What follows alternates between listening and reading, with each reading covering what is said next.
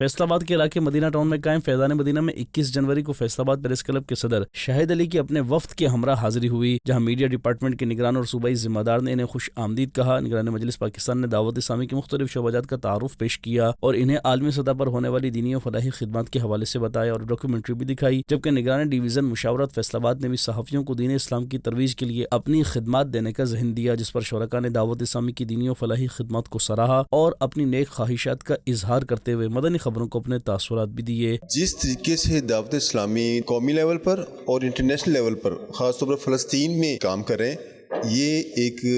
بہت اچھا لگا سن کر اور دل کو اطمینان بھی ہوا، اور اس کے ساتھ ساتھ ہمارے دوستوں نے اس عزم کا بھی اظہار کیا ہے کہ جہاں جہاں دعوت اسلامی کو جرنلسٹ ہونے کے ناطے ہماری کہیں بھی ضرورت ہوگی، ہم اس کے ساتھ شانہ بشانہ کھڑے ہیں۔ میں سمجھتا ہوں کہ دعوت اسلامی ایک ایسا ادارہ ہے جس نے لوگوں کی عملی زندگی میں ایک انقلاب برپا کر دیا ہے، اور اس بات کی سب سے زیادہ خوشی ہوئی کہ اعلیٰ حضرت جناب احمد رضا خان بریلوی رحمۃ اللہ علیہ کا پیغام جو ہے صحیح طریقے سے اگر کسی بھی تنظیم نے اٹھایا ہے تو وہ دعوت اسلامی ہے۔ آخر میں نگران ڈویژن مشاورت نے مہمانوں کو مکتبۃ المدینہ کی کتب و رسائل بھی تحفے میں پیش کیں۔